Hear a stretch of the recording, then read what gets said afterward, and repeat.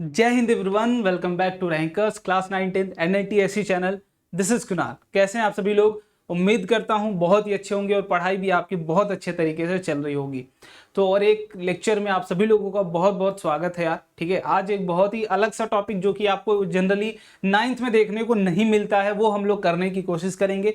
और इससे एक या दो क्वेश्चन लगभग लगभग स्टेट्स में आते ही आते हैं। और एक ही कॉन्सेप्ट जो कि बहुत प्यारा कॉन्सेप्ट है, लास्ट में इस पूरे वीडियो के अप्रॉक्स लास्ट में वो कॉन्सेप्ट आपको पता चलेगा। तो वीडियो लास्ट तक जरूर देखिएगा। और जो भी इंपॉर्टेंट पॉइंट्स मैं स्टार्टिंग में बताऊंगा बहुत ज्यादा इंपॉर्टेंट पॉइंट्स होंगे और बहुत इंपॉर्टेंट चैप्टर भी है आप सभी लोगों के लिए। ठीक है, तो बेसिकली चैप्टर का नाम है फ्लूइड, बट आप इसे 9th और 10th में थ्रस्ट एंड प्रेशर के नाम से जानते हो। पर जब आप इसे 11th में जाओगे, 11th में जब पढ़ने की बारी आएगी तो ओवरऑल ये फ्लूइड मैकेनिक्स के ही नाम से जाना जाता है। बट यहाँ पर हम उस लेवल, उस डीप ऑफ लेवल में नहीं जाएंगे। ओवरऑल एक ओवरव्यू लेते हुए चलते हुए एक अच्छे तरीके से चैप्टर्स को कंप्लीट करेंगे। ठीक है, तो जो भी बच्चे पहली बार देख रहे हैं वीडियोस को, चैनल पर नया है, मेक श्योर यार चैनल को सब्सक्राइब जरूर कर लेना। अगर आप NTSC ओरिएंटेड या फिर ओलंपियाड से रिलेटेड तैयारी कर रहे हो तो, क्योंकि ये चैनल आपको बहुत मदद करने वाला है ना, ये गारंटीड है आप सभी लोगों के लिए। और आपका प्यारा सा टेलीग्राम चैनल भी है, अगर आप पहली बार आए हो और आपको नहीं पता है तो मेक श्योर आप जरूर ज्वाइन कर लें। रैंकर्स NTSC 2023 के नाम से लिंक आपको डिस्क्रिप्शन बॉक्स में मिल जाएगा। बाकी कुछ फ्री फीचर्स आपके ऐप के थ्रू भी दिए जा रहे हैं। ऐसा नहीं कि आपको YT के थ्रू ही हेल्प की जा रही है, आपको ऐप के थ्रू भी सेम लेवल पे आपकी मदद की जा रही है। तो मेक श्योर आप वहां से भी उसका फायदा उठाएं। तो ऐप डाउनलोड करने के लिए आप प्ले स्टोर पर जा सकते हैं आराम से। ठीक है, धीरे धीरे जाइए, सर्च करिए, डाउनलोड करिए और रेटिंग जरूर दे दीजिएगा, जो कि आपके फ्री मटेरियल जो भी आपको मिले उनको यूज करने के बाद। ठीक है, बाकी दो चीजें आपके पास है कि अगर आप टेस्ट सीरीज लेना चाह रहे हैं, जस्ट ओनली टेस्ट सीरीज, तो आप टेस्ट सीरीज ले सकते हैं। या फिर test series plus personal guidance हमारे थ्रू लेना चाह रहे हो, हमसे बात करके जो भी डाउट्स आए डायरेक्ट कांटेक्ट करके हमसे क्लियर करना चाह रहे हो, या फिर एक प्रॉपर प्लान चाह रहे हो हर वीक का देना, पर्सनल मेंटरशिप ग्रुप से जुड़ सकते हो। दोनों के लिए लिंक आपको डिस्क्रिप्शन बॉक्स में दिया गया है, वहां से जुड़िए और अपनी तैयारी अच्छे तरीके से करिए। तो स्टार्ट करते हैं चैप्टर को बिना कोई देर किए। तो सबसे पहला टॉपिक भैया कि है फ्लूइड है क्या। ठीक है, फ्लूइड है क्या, जैसे आप जनरली सुनते हो फ्लूइड, तो फ्लूइड सुनते ही सबके दिमाग में एक चीज आती है लिक्विड। जब भी आपसे मैं बोलता हूं फ्लूइड, या फिर कोई भी टीचर आपसे कोई भी पूछता है कि फ्लूइड क्या है, तो आप तुरंत बोलते हो फटाक से लिक्विड। लेकिन क्या लिक्विड कहना सही है? क्या लिक्विड कहना सही है फ्लूइड को? बिल्कुल गलत है भाई, एकदम गलत है। कहीं से भी आप लिक्विड को फ्लूइड नहीं बोल सकते हो। फ्लूइड है क्या भाई? कोई भी सब्सटेंस, ऐसे सब्सटेंस की मैं बात करूं दैट कैन फ्लो, वो क्या कर सकता है? फ्लो करता है एक जगह से दूसरे जगह तक। तो अगर मैं बात करूं प्रॉपर्टीज, सॉरी मैटर के काइंड की बात करूं, कितने भी टाइप्स ऑफ मैटर होते हैं, तो आपने बेसिकली मेन मेजर 3 टाइप्स पढ़े हैं, सॉलिड, लिक्विड, गैस। ठीक है, 3 आपने टाइप्स पढ़े हुए, कौन कौन से? सॉलिड। ठीक है, कौन कौन से आपने पढ़े हुए हैं? सॉलिड को पढ़ा हुआ है, लिक्विड पढ़ा हुआ है, ठीक है, और तीसरा कौन सा पढ़ा हुआ है बेटा? तो गैस पढ़ा हुआ है। ठीक है, अब फ्लो की बात करें अगर, कि कौन सा एक जगह से दूसरे जगह तक फ्लो कर सकता है, क्या सॉलिड कर सकता है? यहां पर लिख लो भाई, फ्लो एबिलिटी की बात कर रहे हैं हम लोग, फ्लो एबिलिटी की बात कर रहे हैं, तो बोलेंगे बिल्कुल नहीं कर सकता है। क्या लिक्विड जा सकता है? बिल्कुल। आप देखते हो भाई, झरने से पानी गिरता हुआ आता है, एक जगह से दूसरे जगह जाता है, बस उसके लिए एक पोटेंशियल की रिक्वायरमेंट होती है कि एक जगह से दूसरे जगह पोटेंशियल डिफरेंस आप क्रिएट कर देते हैं, देन लिक्विड भी आपकी फ्लो कर जाती है। तो liquid can flow and gas can flow. तो भैया अगर फ्लूइड की बात हो रही है तो फ्लूइड सिर्फ लिक्विड नहीं, गैस भी आपका एक जगह से दूसरे जगह जाता है। मम्मी किचन में खाना बनाती है, आप यहाँ बैठे हो, आपको यहाँ उसकी स्मेल आ जाती है, तो गैसियस गैस भी फ्लो करता है, तभी तो भाई वहां से यहां तक आया चल के। तो फ्लो क्या है भाई? आपकी गैस भी फ्लो करती है।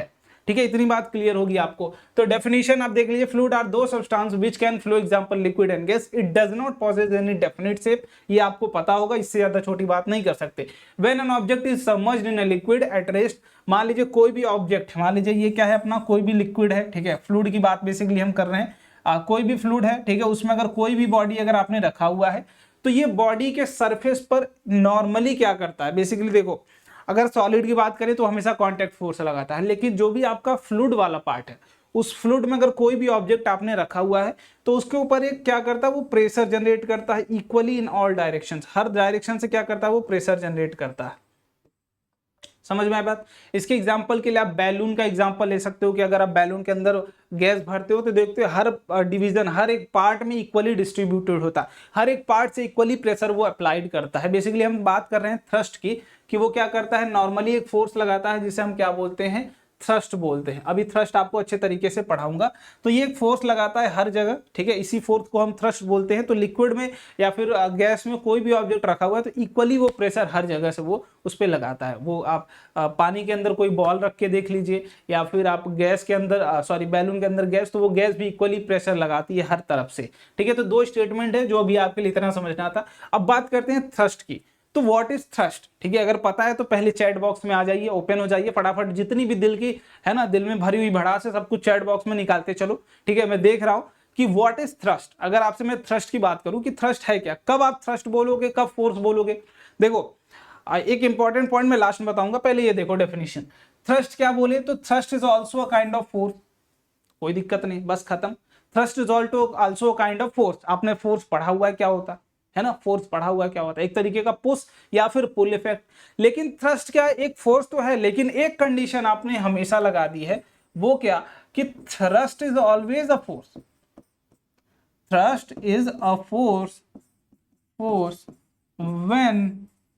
when it is applied normally to the surface। देखो ऊपर लिखा हुआ उसका मतलब अलग है, आप पढ़ लोगे काम खत्म हो जाएगा।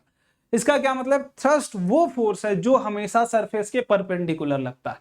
जैसे मान लीजिए मैं बोलता हूं कि ये कोई सरफेस है हमारा, इसके परपेंडिकुलर एक फोर्स मैंने F1 लगाया, तो भाई देखो ये सरफेस है, इस सरफेस के परपेंडिकुलर लगाया, तो बिल्कुल हम बोलेंगे कि भैया ये क्या है, थ्रस्ट है। लेकिन अगर मैं क्या इसको बोलूं ये F2, तो क्या ये थ्रस्ट है, क्या ये थ्रस्ट है। अगर F1 की बात करूं तो आप बोलोगे थ्रस्ट है। थ्रस्ट एक फोर्स है जो कि सरफेस के हमेशा परपेंडिकुलर लगता है। हम जब भी लिक्विड में फोर्स की बात करेंगे तो बेसिकली हम फोर्स की बात नहीं करते, हम हमेशा थ्रस्ट की बात करते हैं, क्योंकि लिक्विड हो या फिर गैस हो, हमेशा वो परपेंडिकुलर फोर्स एक्ट करता है सरफेस के। इतनी बात आपको समझ में आ गई होगी। तो थ्रस्ट क्या है, वो फोर्स जो क्या लगे सरफेस के परपेंडिकुलर। तो क्या F2 थ्रस्ट है, तो बोलेंगे नहीं ये थ्रस्ट नहीं है, F2 थ्रस्ट नहीं है। जब तक कि सरफेस के परपेंडिकुलर नहीं आता हम इसे थ्रस्ट नहीं बोल सकते। Force applied on the surface in direction perpendicular और normal to the surface is called thrust. इसकी यूनिट की बात करें तो है तो फोर्स ही भाई, तो ओवरऑल यूनिट क्या होगी, न्यूटन ही होगी, बात खत्म। चलिए अब कुछ मैं फोर्सेस आपको दे रहा हूं, बताना है कि इसके लिए थ्रस्ट की वैल्यू क्या होगी। अगर मान लीजिए ये क्या है, आपका सरफेस है और आपने ये वाला फोर्स लगाया है F1, ठीक है, और यहां से परपेंडिकुलर ये है और इसकी एंगल क्या है, theta. Then find the value of thrust. Basically बताइए, फाइंड द कंपोनेंट, ठीक है, कंपोनेंट ऑफ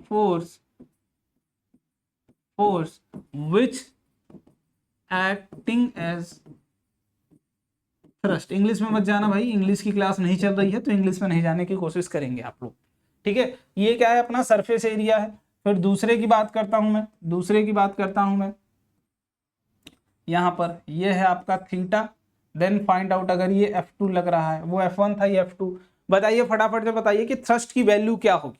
एक ऐसा फोर्स, ये क्या है, सरफेस एरिया कांटेक्ट एरिया, ये क्या है, सरफेस एरिया कांटेक्ट एरिया। तो थ्रस्ट की वैल्यू क्या होगी इन दोनों कंडीशंस में, फटाफट से चैट बॉक्स में आइए। तो सबसे पहले वाले की बात करते हैं। तो देखिए पहले सरफेस एरिया खोजो, बोलेंगे ये वाला हमारा एरिया ऑफ कांटेक्ट भैया, इसके परपेंडिकुलर, तो इसके परपेंडिकुलर ये वाली लाइन आएगी बस।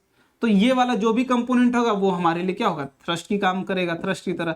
तो मैं बोलता हूं कि अगर ये थीटा से टच है तो क्या ये F1 cos थीटा होगा, और इसके परपेंडिकुलर क्या इधर की तरफ F1 sin थीटा लग रहा होगा। तो ये लिए हमारे लिए थ्रस्ट नहीं है, लेकिन क्या ये थ्रस्ट है, बिल्कुल। तो इस केस में थ्रस्ट बराबर क्या आ जाएगा, थ्रस्ट की अगर मैं बात करता हूं तो आप बोलोगे F1 cos का थीटा, मतलब perpendicular force to the surface. अगर इनकी बात करता हूं तो इनके केस में ये होगा परपेंडिकुलर, तो भैया ये क्या होगा, F2 साइन का थीटा, साइन का कंपोनेंट, ये क्या होगा F2 कॉस का थीटा। लेकिन कॉस हमारे लिए थ्रस्ट नहीं है, जबकि थ्रस्ट कौन सा है, जो परपेंडिकुलर टू द सरफेस है। ये सरफेस के जो परपेंडिकुलर होगा बराबर F2 साइन थीटा। तो थीटा वेरी कर करके आपसे थ्रस्ट की वैल्यू पूछी जा सकती है। सो इतना आपके पास है। तो थ्रस्ट में इससे ज्यादा कुछ नहीं, थ्रस्ट के लिए आपको जितना भी चीजें होगी उतना आप देखते चले जाओगे, बात खत्म होती जाएगी, ठीक है। चलिए अब प्रेशर की बात करते हैं। तो प्रेशर, देखो प्रेशर है क्या, बेसिकली प्रेशर जब भी आप बात करते हो किसी भी चीज के लिए, कहीं के लिए भी, तो प्रेशर का सिंपली मतलब ये है कि आप कितना अमाउंट ऑफ फोर्स उस एरिया पर एग्जर्ट कर रहे हो। ठीक है, प्रेशर क्या है, कितना अमाउंट ऑफ फोर्स उस एरिया पर एग्जर्ट हो रहा है, दैट इज योर प्रेशर। कहीं पर भी अगर आपको प्रेशर निकालना है, इसका मतलब जितना गिवन अमाउंट ऑफ एरिया है उस पर कितना फोर्स बेसिकली थ्रस्ट लग रहा है, यही आपका क्या है, प्रेशर। ठीक है, तो यहां पर अगर मैं बात करूं प्रेशर की, मान लेते हैं छोटा सा ये एरिया ए है, ठीक है, ये छोटा सा एरिया ए है, इसका एरिया मैंने मान लिया ए है, और इस पर एक परपेंडिकुलर फोर्स एफ लग रहा है। ठीक है, अभी देखो थ्रस्ट की मैं बात कर रहा हूं कि एक थ्रस्ट लग रहा है, फोर्स की मैं बात नहीं कर रहा हूं, थ्रस्ट लग रहा है। ठीक है, एक थ्रस्ट लग रहा है एफ, तो एफ की जो वैल्यू होगी वो कितनी होगी।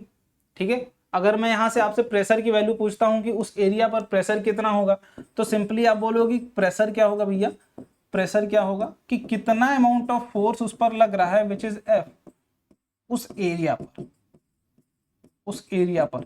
यही क्या बताता है आपकी, यही क्या बताता है, प्रेशर बताता है।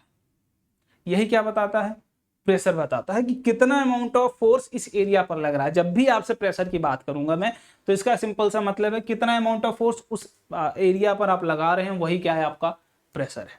क्लियर है बात। चलिए, इतनी बात आई होप क्लियर हो गई होगी। अगर यहीं पर और भी इसकी यूनिट की बात करते हैं, एसआई यूनिट न्यूटन पर मीटर स्क्वायर कैसे आएगा, फोर्स की वैल्यू होती है न्यूटन, एरिया की मीटर इंटू मीटर, तो मीटर स्क्वायर, और इसको अगर सॉल्व कर लोगे तो न्यूटन पर मीटर स्क्वायर। ठीक है, या फिर ब्लेज पास्कल साहब के उनके मतलब रिस्पेक्ट देते हुए इसकी यूनिट पास्कल में भी लिखी जाती है, तो 1 पास्कल बराबर आप लिख सकते हैं 1 न्यूटन पर मीटर स्क्वायर। ठीक है, एटीएम भी लिखा जाता है, एमएम ऑफ एचजी भी लिखा जाता है, तो अलग अलग यूनिट्स हैं, बट हमें अभी बेसिकली यही दोनों पे काम करना है, पास्कल और न्यूटन पर मीटर स्क्वायर पे। ठीक है, तो आई होप प्रेशर भी आपको समझ में आ गया, कितना अमाउंट ऑफ फोर्स आप लगा रहे हैं पर यूनिट एरिया पर। तो इसके लिए बहुत सारे क्वेश्चंस आपके सामने आते हैं कि भाई कौन से दैट इज आपका जो भी हो, जैसे हम मान लीजिए अगर ये क्या है, हमारा सरफेस है। ठीक है, ये हमारा सरफेस है, इस पर ही आप एक ये क्या भाई गाड़ रहे हैं, एक किल्ली गाड़ रहे हैं, आप किल्ली गाड़ रहे हैं, यहाँ पर क्या है, हथौड़ी है। ठीक है, यहाँ पर एक हथौड़ी रखी हुई है, इस हथौड़ी को पकड़कर आप क्या कर रहे हैं, इस पर गाड़ रहे हैं। तो बेसिकली इसका फिनोमिना हम देखोगे कि ऊपर वाला हिस्सा देखो, ऊपर वाला हिस्सा आप देखते हैं कि जनरली इतना एरिया कंटेन करता है, लेकिन नीचे आने पर हम एरिया बहुत ज़्यादा मिनिमाइज कर देते हैं, नीचे आने पर एरिया बहुत ज़्यादा मिनिमाइज कर देते हैं। इसका क्या रीज़न होता है, बेसिकली ध्यान से देखें कि प्रेशर जो हम जनरेट करें वो ज़्यादा से ज़्यादा हो, प्रेशर बराबर फोर्स, तो नो डाउट आप बराबर लगाओ, लार्जर लगाओ, नो दिक्कत, लेकिन ये एरिया के इनवर्सली प्रोपोर्शनल आ रही है। मतलब जितना कम एरिया रखोगे उतना ही ज्यादा प्रेशर उस पॉइंट के लिए जनरेट होगा। जितना एरिया कांटेक्ट, जितना एरिया का कांटेक्ट कम रखोगे, एरिया का कांटेक्ट कम रखोगे, उतना जितना, ये देखो पहली बात, जितना वो पॉइंटेड जितना कम होगा उस निडल की एरिया, उतने ही कम निडल एरिया, उतने ही कम सरफेस एरिया पे वो स्टिक करेगा, उतने ही कम एरिया में वो जाएगा। ठीक है, तो जितना कम इसको आप एरिया को कम रखते हैं, क्या प्रेशर उतना ही ज्यादा होगा। क्यों, क्योंकि भैया जो प्रेशर है वो इनवर्सली प्रोपोर्शनल टू एरिया है ना, मतलब एरिया जितना ही कम प्रेशर उतना ही ज्यादा, या फिर आप फोर्स को बढ़ाते जाएंगे तो प्रेशर आपका बढ़ता ही जाएगा।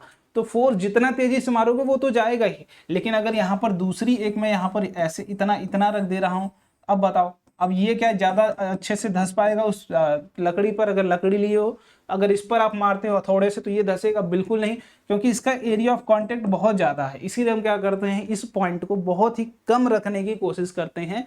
क्यों, क्योंकि उस तरीके से चीज़ें होती हैं। अब इस पर क्वेश्चन अलग अलग तरीके से बनते हैं कि एरिया ऑफ कांटेक्ट कितना है, उसके बेसिस पर प्रेशर पूछ लिया जाता है कि किस केस में प्रेशर ज़्यादा होगा। जैसे मानिए अगर मैं, आप क्या बोलते हो भाई कि आप धरती पर लेटे हुए हैं, ये आप हैं, ठीक है, ये आप हैं, लेटे हुए हैं इस तरीके से, या फिर दूसरी पोजीशन क्या है कि आप धरती पर खड़े हुए हैं, तो आप धरती पर किस केस में ज़्यादा प्रेशर जनरेट कर रहे हो। अगर ये क्वेश्चन पूछा हुआ है, पिछली बार तमिलनाडु में आई पूछा गया था, इसी बार प्रीवियस ईयर, ए केस में ज़्यादा जनरेट कर रहे हैं प्रेशर, या फिर बी केस में, किस केस में आप अर्थ पर ज़्यादा प्रेशर डाल रहे हो। तो सिंपल सी बात है, देखो ध्यान से, फोर्स तो नो डाउट अभी भी आपका mg ही लग रहा होगा, इस केस में भी नो डाउट आपका फोर्स तो अभी भी mg लग रहा होगा। नो डाउट आपका जो वेट है आप वही लगाओगे धरती पर, चाहे किसी इंक्लिनेशन पर सो, तो फोर्स तो हर बार सेम है, लेकिन आप वेरी क्या करो, एरिया ऑफ कांटेक्ट वेरी कर रहे हो, एरिया ऑफ कांटेक्ट वेरी कर रहे हो। जिसमें एरिया ऑफ कांटेक्ट ज्यादा उसमें क्या होगा, प्रेशर कम। ठीक है, तो एरिया ऑफ कांटेक्ट यहाँ पर देखिए, यहाँ पर होगा, यहाँ पर होगा, यहाँ पर होगा, तो एरिया ऑफ कांटेक्ट भैया यहाँ इतना ही था येलो वाला पार्ट, लेकिन यहाँ पे देखो बस इतना ही। तो एरिया ऑफ कांटेक्ट इसमें मान लीजिए अगर A2 है, ठीक है, A2 है, इसमें एरिया ऑफ कांटेक्ट क्या है, एरिया ऑफ कांटेक्ट कितना है भैया, A1 है, A1 है, तो क्या A1 क्या होगा, A1 ज्यादा होगा A2 से, बोलो A1 ज्यादा होगा A2 से, अगर A1 ज्यादा है A2 से तो क्या P2 कम होगा P1 से, बोलिए यही तो बात होगी, बोलो। अगर इन केस हम इसमें प्रेशर P1 डाल रहे हैं, इसमें प्रेशर P2 डाल रहे हैं, तो ऑब्वियस सी बात है कि P1 में क्या होगा भैया, ज्यादा, सॉरी कम होगा ना, A1 का एरिया P2 का प्रेशर ज्यादा होगा, एक सेकंड, कम हो गया क्या, देखो A2 कम है, ठीक है, तो P2 ज्यादा होगा, सॉरी वहां पर उल्टा लिख दिया था मैंने, ठीक है, A2 कम है तो P2 ज्यादा होगा, छोटा सा हमने एरर कर दिया था, बट ये P2 क्या होगा, ज्यादा होगा। इस केस में आप प्रेशर ज्यादा जनरेट कर रहे हो क्योंकि एरिया ऑफ कांटेक्ट बहुत कम है, और जितना कम होगा प्रेशर उतना ही ज्यादा का इनवर्स का रिलेशन है।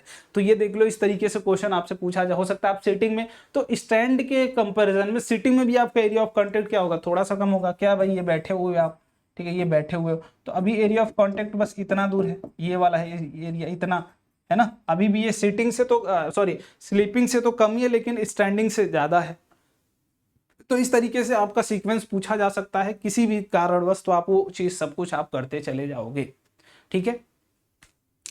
अब इसके लिए आप बैलून का भी एग्जांपल देखते हो कि हम बैलून अगर एक फोड़ते हैं, ठीक है, एक बैलून है, अगर इसका एक एक्सपेरिमेंट में कराने की कोशिश करूंगा, अगर बैलून है, एक सिंपल सी इसमें पिन अगर आप इस तरीके से घुसाते हैं तो चुभ जाएगी, लेकिन अगर यहीं पर हम एक ही बैलून लेके मल्टीपल पिन यहाँ पर ऐसे ऐसे सेम तरीके की किल्ली गाड़ दे और इस तरीके से इससे करें तो ये नहीं फूटती, क्योंकि हम प्रेशर क्या करें, घटा रहे हैं, मिनिमाइज कर देते हैं, ठीक है। दोनों तरफ से आपने देखा होगा इस तरीके से काम करते हैं, है ना, इस तरीके से नीडल आप यूज करते हो तो ये क्या करता है, नहीं फूटता है। क्यों नहीं फूटता है, क्योंकि आपने अगेन जो एरिया ऑफ कांटेक्ट है वो बढ़ा दिया है, तो प्रेशर नहीं जनरेट हो पा रहा उतना उसको फोड़ने के लिए, ठीक है।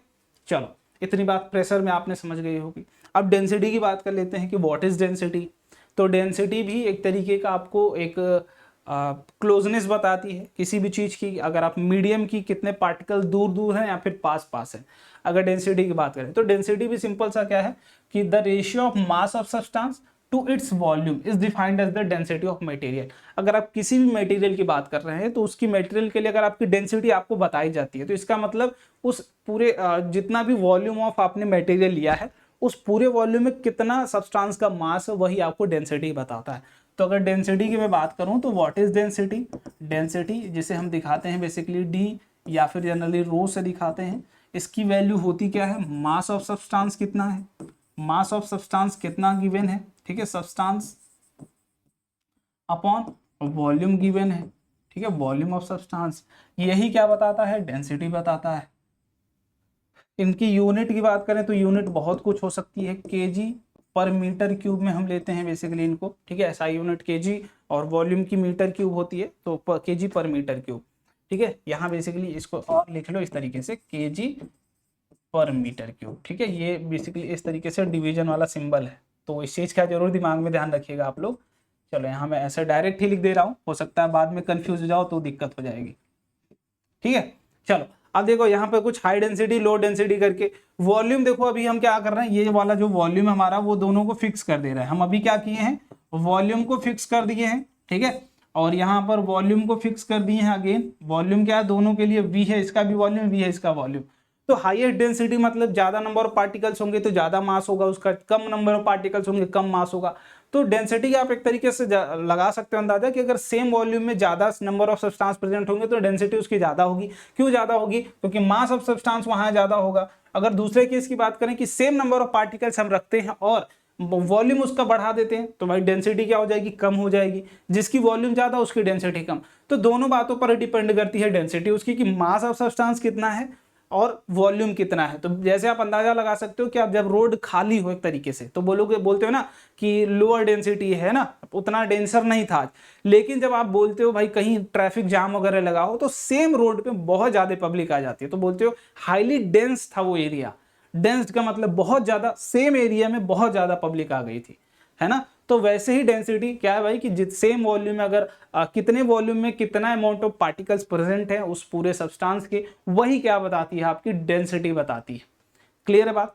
चलिए तो यहां तक। अब इसकी बात अगर करें हम तो हमने शुरू में पढ़ा था कि इनके बीच में क्या होता है, इंटरमॉलिक्यूलर स्पेस होता है, दो पार्टिकल्स के बीच में कहीं भी, है ना। तो जितनी ज्यादा डेंसिटी होगी क्या उतनी ही इंटरमॉलिक्यूलर स्पेस कम होंगे। इतना बात अपना थोड़ा सा दिमाग में अपने रखते चलिएगा कि जितना ही ज्यादा डेंसिटी उतना ही कम इंटरमॉलिक्यूलर स्पेस। ये छोटी छोटी बातें आप दिमाग में रखिए। अगर इन दोनों के बीच में स्पेस देखिए तो इतना है, तो उतना ही ज्यादा इंटरमॉलिक्यूलर स्पेस, है ना।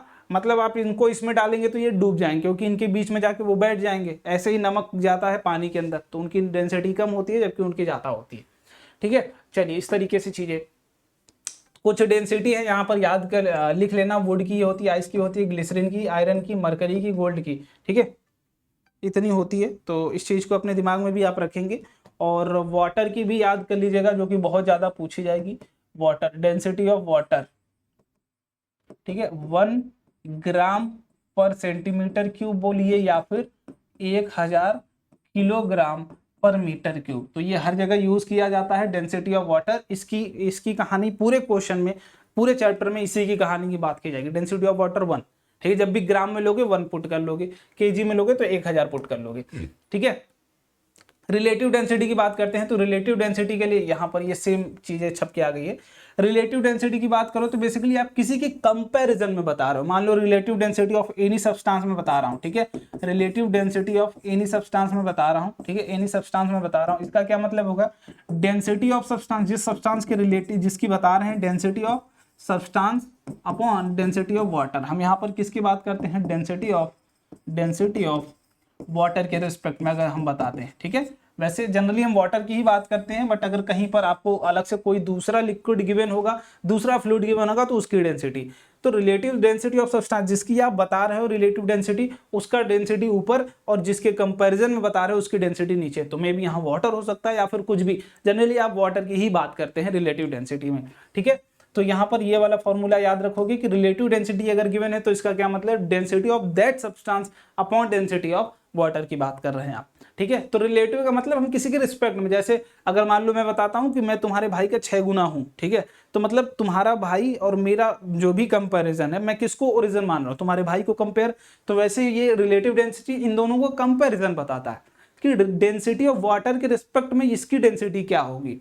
ठीक है, मतलब तुम्हारी हाइट और मेरी हाइट दोनों का रेशियो अगर ले ले तो मैं उस तरीके से बताऊं, तुम्हारा 6 गुना हूं मैं, तो 6 गुना क्या है तुम्हारे, देखो जैसे मैं बोल रहा हूं कि मैं तुम्हारा 6 गुना हूं, तो मैं ये रिलेटिव हाइट बता रहा हूं तुम्हारे रिस्पेक्ट में। इसका क्या मतलब है कि मेरी हाइट क्या होगी, यहां पर मेरी हाइट होगी, ठीक है, मेरी हाइट, और नीचे क्या होगी तुम्हारी हाइट, मैं तुम्हारे रिस्पेक्ट में बता रहा हूं। ठीक है, तो रिलेटिव टर्म जब भी होगा तो जो अपना बता रहा होता है उसका ऊपर, जिसके रिस्पेक्ट में बता रहा होता है उसका नीचे। तो मेरी हाइट तुम्हारी हाइट के रिस्पेक्ट में 6 गुना होगी, मतलब मेरा होगा 6h और तुम्हारा होगा h, तो दोनों को डिवाइड करोगे तो आएगा h, 6 ही आएगा ना। तो रिलेटिव हाइट क्या होगी, 6 होगी। वैसे ही डेंसिटी, कि भाई रिलेटिव डेंसिटी मतलब इसके रिस्पेक्ट में इनकी डेंसिटी आप बता रहे हैं, तो that is your relative density. इसके ऊपर डायरेक्ट ही क्वेश्चन आता आएगा तो फॉर्मूला बेस्ड ही आएगा, अदरवाइज नहीं आएगा। ठीक है, तो यहां तक आई होप आपको बात क्लियर हो गई होगी। अब चलते हैं आगे कुछ लॉज, और यहां से लॉज बहुत इंपॉर्टेंट लॉज आएंगे, और यहां से समझना अब इस पूरे चैप्टर में पूरी असली कहानी अब से शुरू होगी। ठीक है, तो सबसे पहला लॉ जो आता है पास्कल लॉ, कि अगर आप पूरे फ्लूइड में कहीं भी एक छोटा सा डिस्टरबेंस लाते हैं, छोटा सा डिस्टरबेंस प्रेशर का चेंज लाते हैं, तो वो प्रेशर का चेंज हर जगह इक्वली डिस्ट्रीब्यूट होता है। पूरे फ्लूइड में, पूरे लिक्विड में कहीं पर भी आप यूज करते हैं, अगर किसी भी लिक्विड में छोटे से प्रेशर का चेंज लाते हैं तो वो पूरी जगह इक्वली डिस्ट्रीब्यूट होता है। यही पास्कल लॉ कहता है। उसी पे बेस्ड यहाँ पर एक फिनोमिना है जो कि आप हाइड्रोलिक लिफ्ट देखते हो, कि आप जब वॉशिंग कराने जाते हो गाड़ियों की तो वो जनरली उठा देते हैं, या फिर आप पीछे देखते हो, हाइड्रोलिक्स बेसिकली समझ जाओ, इस तरीके से काम होता है। तो पास्कल लॉ क्या कहता है, that a pressure change at any point, ठीक है, a confined, Pascal law say that a pressure change at any point a confined incompressible fluid, मतलब वो compressible ना हो। ठीक है, मतलब आप उसे दबाओ तो ये नहीं कि कंप्रेस हो रहा, इनकम्प्रेसिबल मतलब कि आप वो फुल्ली सैचुरेटेड फॉर्म में, वो उससे ज्यादा कंप्रेस नहीं हो सकता, उसके अंदर वॉइड्स नहीं है। तो इनकम्प्रेसिबल लिक्विड जब भी होंगे, हम बेसिकली इनकम्प्रेसिबल की ही बात करते हैं जनरली आपके लेवल पे, is transmitted through the the fluid such that same changes occur everywhere.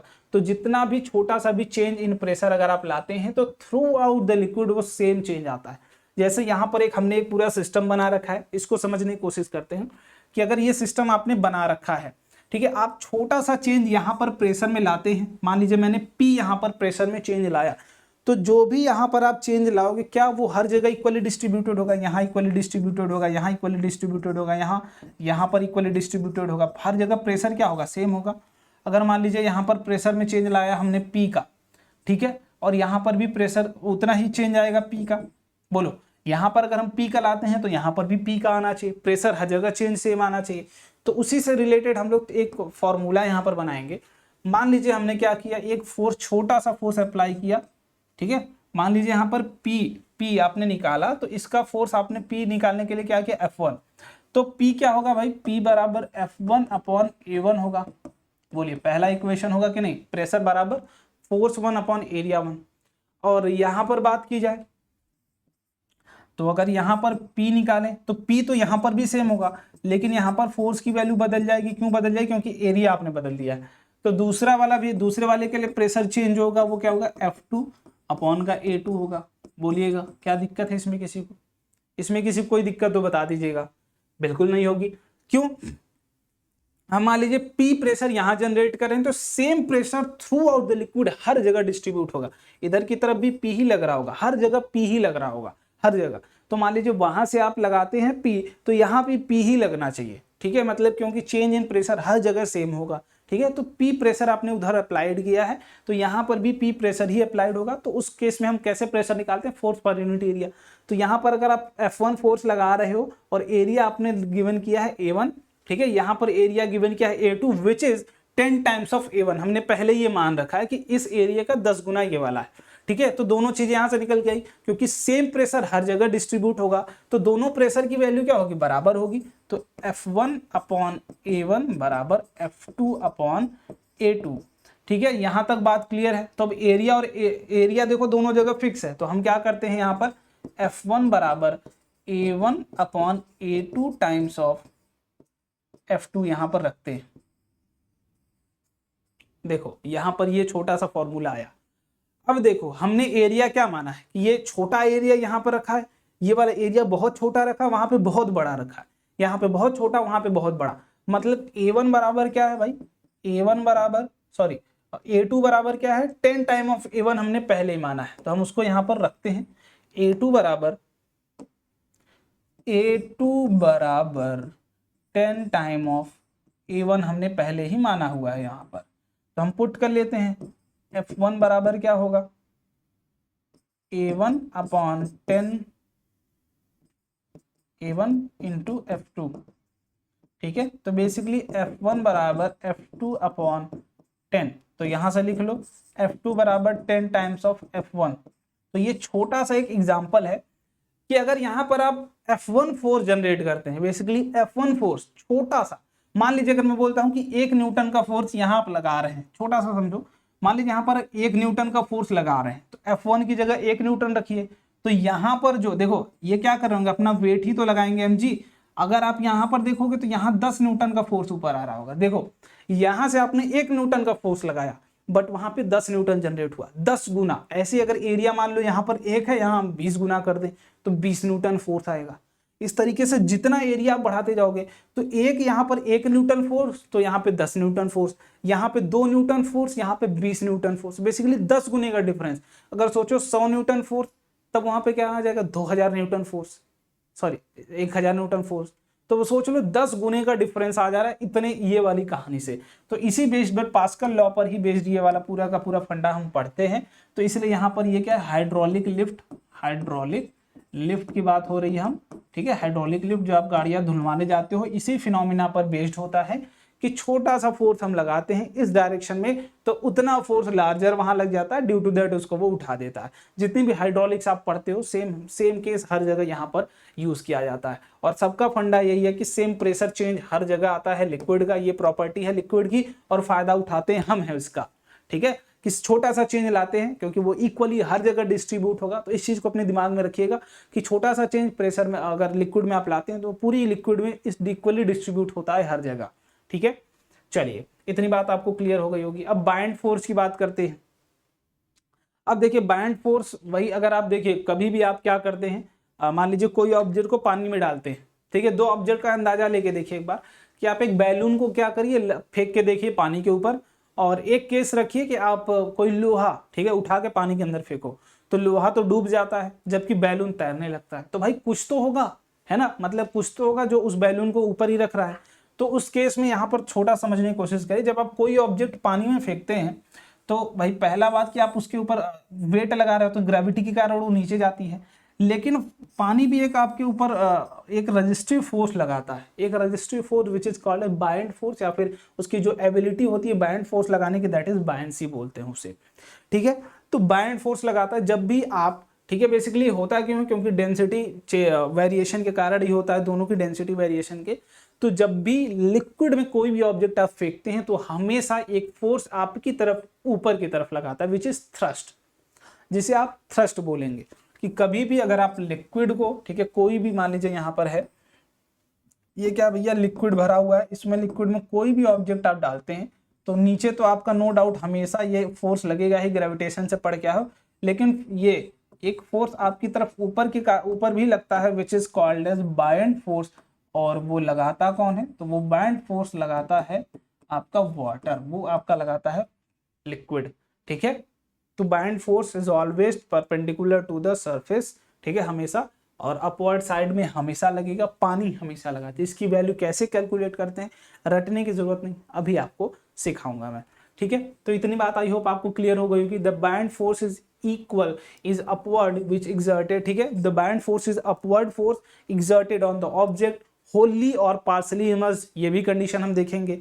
This upward force is also called up thrust, इसे आप अप थ्रस्ट भी बोल सकते हो, ठीक है, अप डायरेक्शन में थ्रस्ट लग रहा है, ठीक है। तो बायंट फोर्स की भी कंडीशन समझ में आएगी, कभी भी पानी में कोई भी ऑब्जेक्ट डालो वो हमेशा उसके ऊपर एक ऑब्जेक्ट ऊपर की तरफ फोर्स लगाती है, up force, which is called as buoyant force. चलिए बहुत अच्छा, अब बायंट फोर्स देख लो, ये तो कुछ कंडीशन है जो कि आप जनरली देख के ही जान जाओगे। देखो नीचे की तरफ आप क्या लगा रहे हो, ग्रेविटी फोर्स लगा रहे हो, ऊपर की तरफ बायंट फोर्स, नीचे की तरफ ग्रेविटी फोर्स, ऊपर की तरफ buoyant force, gravity force sorry buoyant और ग्रेविटी फोर्स। तो यहाँ पर कुछ कंडीशन है, देख लो फटाफट से। पहली कंडीशन क्या है कि जब हमारी पहली कंडीशन कि ग्रेविटी फोर्स क्या होगा, ज्यादा होगा बायंट फोर्स से, तो ऑब्वियस सी बात है नेट फोर्स जिस डायरेक्शन में होगा ऑब्जेक्ट को उसी डायरेक्शन में जाना। अगर नेट फोर्स ज्यादा है मतलब ग्रेविटी वाला फोर्स ज्यादा है तो हमारी ऑब्जेक्ट क्या कर जाएगी, सिंक कर जाएगी, डूब जाएगी, है ना। जैसे आप लोहा देखते हो कि लोहा वाली कंडीशन देख लो, आयरन कि जब आप पानी में फेंकते हो तो आयरन क्या करता है, डूब जाता है जाके, क्योंकि बायंट फोर्स जो उस पर लग रहा होता है वो कम होता है in comparison to gravity force, तो वो डूब जाता है। दूसरा अगर मैं बात करूं क्या भैया, दूसरी वाली कंडीशन की बात करता हूं कि बायंट फोर्स ज्यादा हो ग्रेविटी फोर्स से, तो भैया वो क्या करेगा, फ्लोट करेगा, सरफेस पर ही फ्लोट करेगा। क्यों फ्लोट करेगा, जैसे गुब्बारा वाला एग्जांपल ले लो, गुब्बारे के जो बायंट फोर्स लगता है वो ज्यादा होता है in comparison to gravity force, तो वो सरफेस पर ही फ्लोट करता है, पानी की सरफेस पर ही फ्लोट करता है, वो डूब नहीं पाता, क्योंकि बायंट फोर्स उतना उसको मिल ही नहीं पाता कि सॉरी बायंट फोर्स इतना ज्यादा होता है कि उसकी ग्रेविटी उतना काम ही नहीं कर पाती ग्रेविटी फोर्स, ठीक है। तो हम इसलिए यहाँ पर फ्लोट करता है। तीसरी कंडीशन कि भैया हो सकता है हम इस तरीके से कुछ सिस्टम करें कि दोनों बराबर आ जाए, दोनों क्या आ जाए, बराबर आ जाए, तो इस केस में क्या होगा, फ्लोट एंड सिंक कंडीशन होगी, मतलब कहीं पर भी डुबा के छोड़ दोगे वहीं टिकी रहेगी, फ्लोट एंड सिंक। आधा डूब के भी खड़ी हो सकती है, जैसे लास्ट वाला कंडीशन आप देख सकते हैं।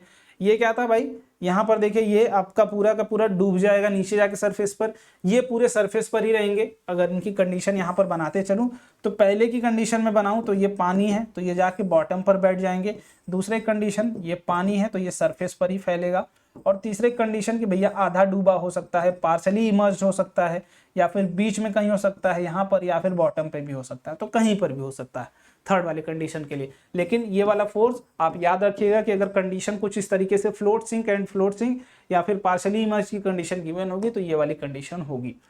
अब बात करते हैं भैया कि किसी भी डेप्थ पर मान लीजिए अगर आपसे प्रेशर पूछ दिया जाता है, तो किसी भी डेप्थ पर आपसे प्रेशर पूछ लिया जाता है तो आप कैसे निकालेंगे। मान लीजिए एक तरीके से हम इसको सॉलिड की तरह ट्रीट करते हैं, एक एग्जांपल लेके समझते हैं कि मान लीजिए आपसे प्रेशर पूछा जा रहा है, ठीक है। मान लीजिए मैं इस सरफेस नीचे वाले सरफेस की बात कर रहा हूं आपसे, ठीक है, इस सरफेस की बात कर रहा हूं, नीचे वाला यही होगा ना सरफेस, इस तरीके से कुछ, ठीक है, ये वाला नीचे वाला सरफेस होगा जो, इस सरफेस पर मैं आपसे प्रेशर पूछ रहा हूँ, ठीक है, इस सरफेस के मतलब इस हाइट पर, इस लेवल पर, तो यही होगा सरफेस, ठीक है, इसी पर ही प्रेशर पूरा का पूरा जनरेट हो रहा होगा, है ना, इसी लेवल पर पूरा का पूरा प्रेशर जनरेट हो रहा होगा।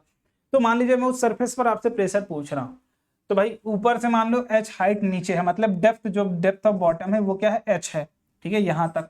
तो मैं अगर यहाँ तक पूछूं तो भाई जो फोर्स लग रहा होगा कहीं ना कहीं, मान लीजिए अगर मैं इस लेवल पर फोर्स आपसे पूछता हूँ, तो जो उस लेवल पर फोर्स लग रहा होगा क्या वो वेट ऑफ लिक्विड के कारण लग रहा होगा? बोलो। अगर मैं पूछूं कि भाई देखो, एक तरीके से कंटेनर, यहाँ पे एग्जांपल ले लेता हूँ, मैं फालतू फिगर लेके आ गया हूँ। मान लीजिए ये वाटर हमने भरा हुआ है, ठीक है, ये वाटर भरा हुआ है इस तरीके से, ठीक है। अब मैं आपसे बोल रहा हूँ कि यहाँ तक ये क्या है, वाटर भरा है, कितने हाइट तक भरा हुआ है, h हाइट तक भरा हुआ है, नीचे बॉटम तक भरा हुआ है। तो मैं अगर इस लेवल पर पूछता हूँ कि यहाँ पर कितना फोर्स लगा रहा होगा, तो बोलो भैया जितना लिक्विड है वो लिक्विड का वेट ही तो होगा, उस पर फोर्स लगा रहा होगा। फोर्स की बात कर रहा हूँ मैं, प्रेशर की नहीं। तो बोलेंगे भैया जितना मास ऑफ लिक्विड है इनटू ग्रेविटी, यही तो फोर्स लग रही होगी। बोलो, यही तो फोर्स लगा रहा होगा। टोटल मास कितना, एक तरीके से आप बोलोगे पानी लगा रहे हो तो उस पानी, वो पूरा का पूरा पानी उस सरफेस पर फोर्स लगा रहा होगा। तो मैं उस पॉइंट की बात करूं तो ये लग रहा होगा। अब हमें पता है कि भैया हम जनरली यहाँ पर उसकी बात नहीं करते हैं, तो एक केस में मैं यहाँ पे बोल रहा हूँ आपसे कि जनरली आप बताइए भाई कि प्रेशर की बात करते हैं, तो प्रेशर क्या होगा? अगर उस केस में मैं पूछूं कि बॉटम पर प्रेशर क्या होगा, तो प्रेशर बोलोगे कि भैया जो फोर्स लगा रहा होगा और जितने एरिया पर लगा रहा हो, बॉटम का एरिया क्या हो, उतने पूरे एरिया पर वो फोर्स डिस्ट्रीब्यूट हो जाएगा और वही प्रेशर हो जाएगा। बोलो, तो फोर्स तो वो लगा रहा है भैया mg, और एरिया मान लेते हैं कि a है, ठीक है।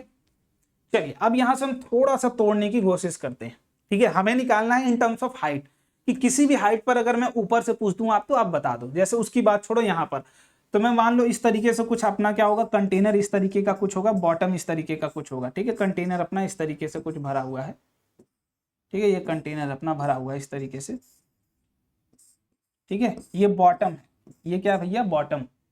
और आपसे कितनी दूर बाद में पूछ रहा हूं, देखिए ध्यान से, कितने ऊपर से मैं पूछ रहा हूं। मान लीजिए ऊपर से h हाइट नीचे तक पूछ रहा हूं, ठीक है, ऊपर से h हाइट तक पूछ रहा हूं नीचे तक, ठीक है। तो वेट कितना होगा सिंपली लिक्विड का, mg। ओवरऑल पूरे लिक्विड का वेट कितना होगा, mg, ठीक है। वेट जो हम निकाल रहे हैं mg।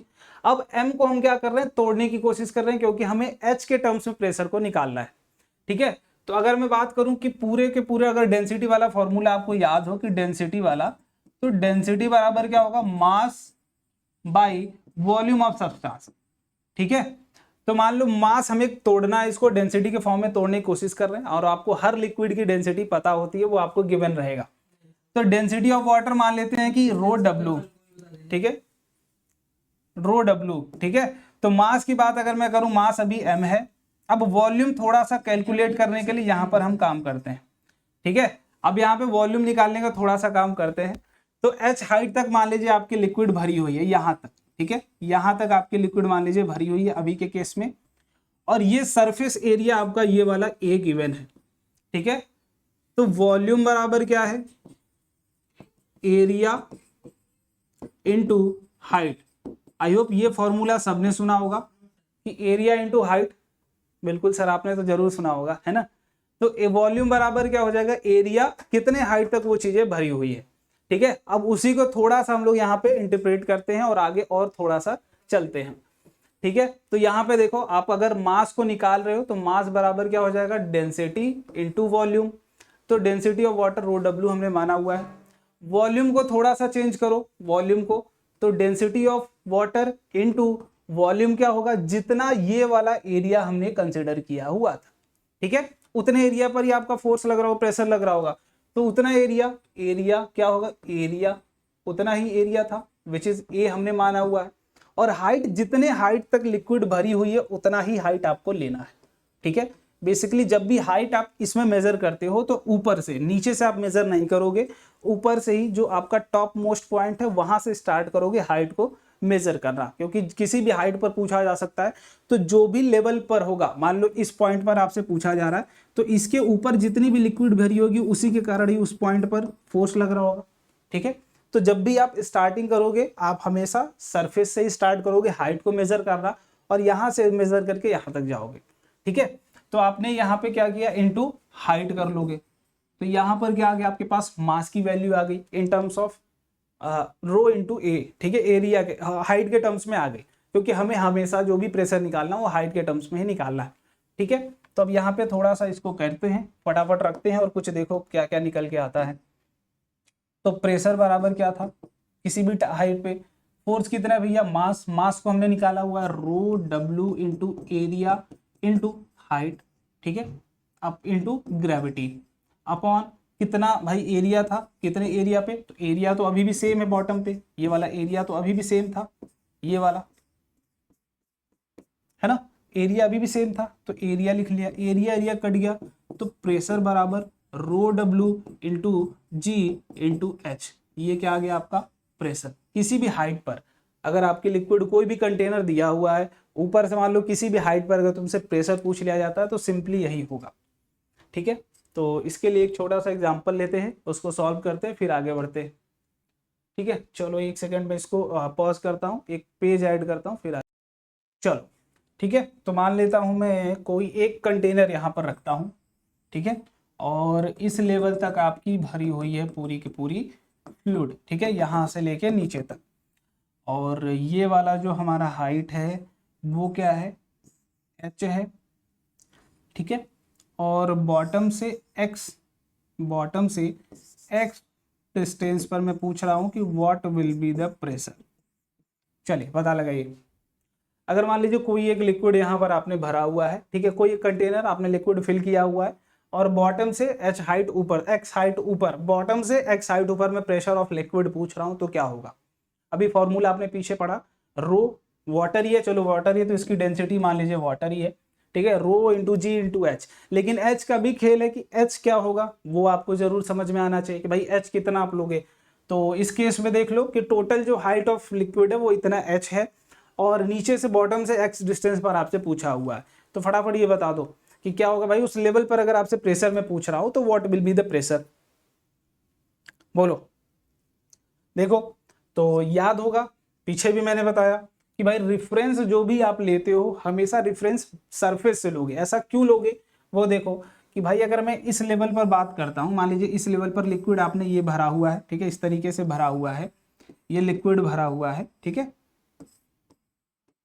है ना, तो उसी एरिया पर ही फोर्स लग रहा होगा और उसी एरिया पर फोर्स निकालोगे आप, तो जो भी इस एरिया पर फोर्स लग रहा हो कहीं ना कहीं वो ऊपर वाले पानी के कारण ही लग रहा होगा, ठीक है, ऊपर वाले पानी के कारण ही तो लग रहा होगा उस एरिया पर फोर्स। तो भाई ऊपर वाला ही हाइट हमारे लिए रिस्पॉन्सिबल होगा, क्या बोलो, यही वाली हाइट, तो ये क्या हो जाएगी h माइनस एक्स। तो जब भी आप हाइट लोगे हमेशा रिफरेंस कहां से आप लेते हो, ऊपर से लेते हो।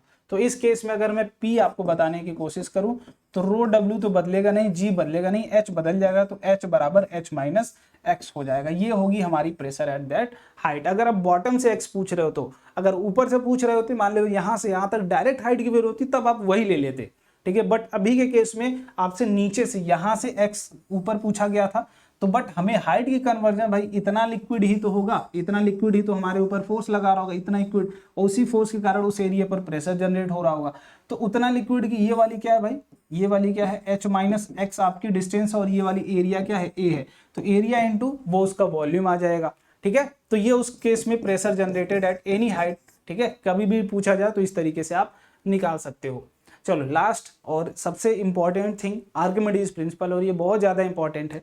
जैसे मान लो अगर आपसे किसी भी चीज़ का वॉल्यूम निकालने के लिए कहा जाए तो आप निकाल सकते हो, ठीक है, जैसे क्यूब को एक ऑर्डिनरी शेप, फिक्स्ड शेप दे दिया जाए आपको, तो आप जनरली उसके वॉल्यूम को कैलकुलेट कर सकते हैं आराम से। जैसे आप मान लो आपको क्यूब दे दिया जाए तो आप बोलोगे ए है तो ए क्यूब हो जाएगा, ठीक है, और अगर आपसे किसी भी चीज का पूछा जाए तो स्फेयर का दे दिया जाए तो बोलोगे 4/3 पाई आर क्यूब, ठीक है, इस तरीके से आप चीजें निकाल सकते हैं अगर आपको फिक्स्ड अमाउंट ऑफ शेप पता हो कि किस तरीके का ऑब्जेक्ट है। बट अगर कोई एक ऐसा ऑब्जेक्ट जो आपको उसकी कोई शेप नहीं पता है, कुछ भी नहीं पता है, तो आप उसका वॉल्यूम नहीं निकाल सकते हो। बट आर्किमिडीज साहब ने एक बहुत ही प्यारा सा कॉन्सेप्ट दिया जिसके बेसिस पर आप किसी चीज का वॉल्यूम निकाल सकते हो।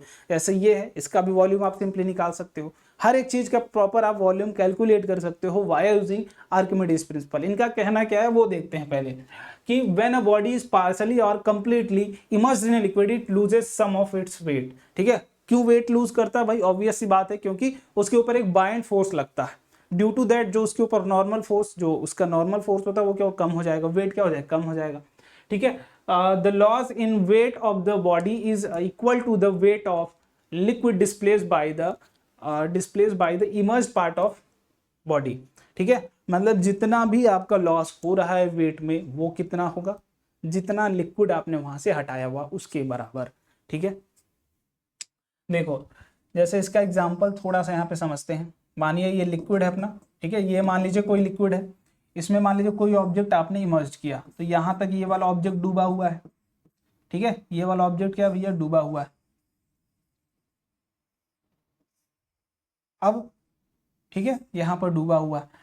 अब आप बोलेंगे भैया इसका कुछ मान लीजिए पानी में डूबने के पहले, ठीक है, पानी के डूबने के पहले कुछ वेट था W, ठीक है, एक्चुअल वेट जिसे बोलते हैं एक्चुअल वेट।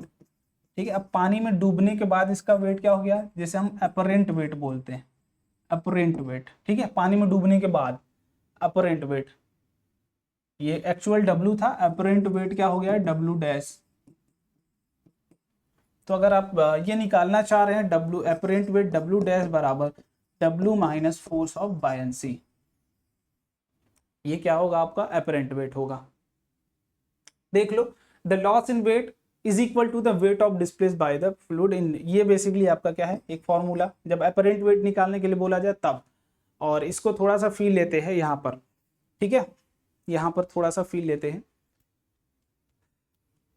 देखो एक छोटा सा अमाउंट ऑफ 5 kg का ब्लॉक था, ठीक है, एक छोटा सा एक्सपेरिमेंट किया कि हमने एक लेवल तक पानी को फिल कर दिया है कि इसमें कोई भी ऑब्जेक्ट रखोगे इसका हाइट रेज होगा, ठीक है, हाइट रेज होगा, और जैसे जैसे भरोगे ये पानी इसमें गिरता चला जाएगा, पानी इसमें गिरता चला जाएगा, पानी इसमें गिरता चला जाएगा। ठीक है, तो भाई अब यहाँ पर बात आती है कि भाई अब कैसे कैलकुलेट करोगे। मान लीजिए अब इनका वॉल्यूम आपको निकालना है, ठीक है, कितना वॉल्यूम है ये है, तो भाई सिंपल सी बात है कि अगर आप मान लीजिए डेंसिटी यहाँ पर बोला क्या जा रहा है, बोला क्या जा रहा है, पहले यहाँ स्टेटमेंट देखते हैं। The loss in weight of body, ठीक है, कितना बॉडी वेट लॉस करे is equal to the weight of liquid displaced by the force immersed part of the body. अगर लॉस इन वेट निकालने की कोशिश करें, ठीक है, यहाँ पर थोड़ा सा हम लोग करते हैं लॉस इन वेट, तो लॉस इन वेट अगर आप देखोगे तो सिंपली वेट में से क्या कम हो रहा है, बायंसी फोर्स, तो लॉस इन वेट तो बेसिकली बायंसी फोर्स के ही बराबर होगा, which is equal to W minus apparent weight. जितना पहले कितना था, मान लो पहले 5 किलो था, बाद में कुछ 3 किलो हो गया, तो 5 माइनस 3 ये क्या है, एक्चुअल वेट है, ये क्या है एक्चुअल वेट, ये क्या है अपरेंट वेट, अपरेंट वेट। समझ में आई बात, एक्चुअल वेट कितना था पहले 5 किलो, अब कितना हो गया अपरेंट वेट 3 किलो, तो 5 माइनस 3 मतलब 2 आएगा, 2 क्या होगा, वही तो फोर्स ऑफ बायंसी बराबर होगा। देखो पहले क्या था भाई, इसके ऊपर सिर्फ mg लग रहा था, लेकिन अब नेट फोर्स नीचे तो mg लग ही रहा है, लेकिन ऊपर एक और फोर्स लग रहा है, फोर्स ऑफ बायंसी। ठीक है, फोर्स ऑफ बायंसी जो क्या कर रहा है, उसके वेट को कम करने की कोशिश कर रहा है, और वही लॉस इन वेट क्या है, फोर्स ऑफ बायंसी के बराबर है। ठीक है, तो वो किसके बराबर होता है, the loss in weight of body is equal to the weight of liquid displaced by the immersed part of body. समझ में आई बात, कि मान लीजिए कितना भी अमाउंट ऑफ लिक्विड वो डिस्प्लेस कर रहा है उसकी वेट के बराबर है जितना वेट वो इमर्ज्ड है उसमें। क्लियर बात, तो समझ में आई। देखो जैसे मानिए लिक्विड था, ठीक है, यहाँ पर कुछ सेटअप हमने किया कि यहाँ तक पानी भरा हुआ है, और जैसे ही कोई ऑब्जेक्ट आप इसमें रखते हैं यहाँ पर ये क्या होगा, पानी गिर के इसमें आ जाएगा। तो मानिए इतना पार्ट ऑफ बॉडी का डूबा हुआ है पानी में, ठीक है, इतना पार्ट ऑफ बॉडी में डूबा हुआ है पानी में, ठीक है, तो इतना कुछ अमाउंट ऑफ वाटर, मान लीजिए W अमाउंट ऑफ वाटर यहाँ पर गिर गया, ठीक है, W अमाउंट ऑफ वाटर यहाँ पर गिरा। अब अगर ध्यान से देखो आप, ठीक है, W अमाउंट ऑफ वाटर गिर गया, कोई दिक्कत वाली बात नहीं। तो यहाँ से अगर फोर्स ऑफ बायंसी आप निकालना चाहो, बेसिकली लॉस इन वेट निकालना चाह रहे हो, फोर्स ऑफ बायंसी निकालना चाह रहे हो, तो वो किसके बराबर होगा भाई, जितना डूबा हुआ वाला पार्ट होगा इसकी वेट के बराबर, mg। बोलो ये क्या है, mg क्या है, ये W बराबर mg, कितना वाटर वहां से निकला है उसके बराबर। ठीक है, कितना वाटर वहां से निकला है mg के बराबर। देखो इतनी बात क्लियर, इतनी बात क्लियर है कि जो फोर्स ऑफ बायंसी होगा, जितना पानी यहाँ से निकलेगा उतना होगा फोर्स ऑफ बायंसी, जितना फोर्स पानी वहां से निकला। देखो स्टेटमेंट भी बोल रहा है लॉस इन वेट बराबर क्या होगा, कितना पानी वहां से निकला हुआ है। ठीक है, तो वो हमने लिख लिया कि फोर्स ऑफ बायंसी बराबर mg। लेकिन अब m को कैसे कैलकुलेट करोगे, m आप कैसे निकालोगे, वेट तो मान लो आपने देख लिया, लेकिन अब इनके टर्म्स में भाई कितना ये डूबे हुए हैं, कितना ये डूबे हुए हैं। तो एक चीज आप ध्यान से देखो, तो जितना वॉल्यूम ऑफ पानी वहां से निकलेगा क्या उतना ही वॉल्यूम ऑफ वो डिस्पर्स्ड होगा। देखो यहाँ पर मानिए यहाँ तक ये भरा हुआ था, अब मान लो इतना वॉल्यूम ऑफ बॉडी का नीचे आया हुआ है, इतना वॉल्यूम ऑफ पानी नीचे आया हुआ है, तो क्या इतना ही वॉल्यूम निकलेगा? मतलब वॉल्यूम ऑफ ऑब्जेक्ट बराबर वॉल्यूम ऑफ लिक्विड, यही होगा जितना लिक्विड निकला हुआ है। वॉल्यूम ऑफ ऑब्जेक्ट बराबर वॉल्यूम ऑफ लिक्विड। बोलो, क्लियर बात? क्लियर है? तो यहां से अगर मास की वैल्यू हम लोग कैलकुलेट करें तो बोलेंगे rho density into volume of liquid होना चाहिए था, या फिर आप क्या बोल सकते हो, और density of water into volume of object, जितना ऑब्जेक्ट डिप्ड है। बोलो, बात देखो बराबर है कि जितना, अगर मैं पेन का इतना हिस्सा निकालता हूं तो सेम वॉल्यूम अपना निकलेगा। मतलब जितना हिस्सा ये आप डुबाए हो ऑब्जेक्ट का, उतना ही पानी का भी होगा। और यही हम निकालने का तरीका है आर्किमिडीज प्रिंसिपल से। सेम अमाउंट ऑफ वॉल्यूम क्या होता है, डिस्प्लेस होता है। अगर मान लो एक एप्पल का निकालना तो एक एप्पल को ही उसमें डुबाइए, उतना ही अमाउंट ऑफ वाटर क्या होगा, बाहर निकलेगा। उससे हम क्या करते हैं, वॉल्यूम निकाल लेते हैं उस सब्सटेंस का। ठीक है, तो यहाँ पर फोर्स ऑफ बायनेंसी किसके बराबर आ जाएगा भैया, रो mg की जगह क्या रखेंगे, rho of w into volume of object into gravity. ये क्या आ जाएगी, फोर्स ऑफ बायनेंसी। जब हमारे पास क्या होगा, भाई, वो ऑब्जेक्ट होगा और ये होगा। तो इस तरीके से आप बहुत सारी चीजें निकाल सकते हैं। जैसे इसको अगर मान लीजिए इस शेप का है कुछ, हमें एयर इसका वॉल्यूम निकालना है, तो हम कैसे निकालेंगे? देखो पहले कितना था, 5 किलो था। यहाँ पर इंडिकेशन देखो, पहले कितना था, 5 पे सुई थी आपकी, 5 पे। ठीक है, यहाँ पर 5 पे सुई थी, बाद में कितने पे आ गई, 2.5 पे आ गई। मतलब जो लॉस इन वेट कितना आया, 5 माइनस 2.5, मतलब 2.5 का आया। तो फोर्स ऑफ बायनेंसी कितना होगा, 2.5 के बराबर होगा। और ये अगर आ गया आपको तो फोर्स ऑफ बायनेंसी, तो क्या वॉल्यूम ऑफ ऑब्जेक्ट निकल जाएगा, यहाँ से वॉल्यूम ऑफ ऑब्जेक्ट निकल जाएगा, है ना। रो डब्ल्यू पता है 1 ग्राम पर सेंटीमीटर क्यूब। ठीक है, जी पता है आपको पास, वो निकाल लोगे तो क्या वॉल्यूम ऑफ सब्सटेंस निकल जाएगा। तो ये बहुत इंपॉर्टेंट फॉर्मूला है किससे, आर्किमिडीज प्रिंसिपल का। ठीक है, अब इसके ऊपर देखो एक क्वेश्चन भी है, पढ़ते हैं। ठीक है, चलिए एक क्वेश्चन करिए फटाक से। A cubical block of mass, ठीक है, सॉरी, अब cubical block of wood 1 metre side, density 500 gram per metre cube, floats in a sea water, density इतना है सी वाटर का। The depth of immersion of block is, अब आपको बताना है डेप्थ ऑफ इमर्शन क्या होगा, बताइए। अ क्यूबिकल ब्लॉक, बेसिकली ये मैं होमवर्क रख रहा हूं अभी, इसको आप करके आएंगे। ठीक है, कल इसको हम लोग डिस्कस करेंगे। ये भी आपके लिए होमवर्क है, छोटा सा क्वेश्चन है। ठीक है, बस इतनी चीजें थी आपके पास, और आई होप करोगे, मजा आएगा, समझोगे, मजा आएगा। ठीक है, करके एक बार जरूर बताना कमेंट बॉक्स में कौन सा क्वेश्चन नहीं लगा, कौन से टॉपिक नहीं समझ में आया। तो कल उसको क्वेश्चंस के थ्रू प्रैक्टिस सेशन जब हम करेंगे, उसको अच्छे से समझने की कोशिश करेंगे। ठीक है, बाय बाय, मिलते हैं अगले सेशन में। आई होप यार जितना मेहनत मैंने कर रहा हूँ आपको चीज़ें समझाने में, उतना ही आप चीज़ें अपनी तरफ से पर टाल रहोगे उस चीज़ को समझने के लिए। ठीक है, बाय बाय एंड जय हिंद।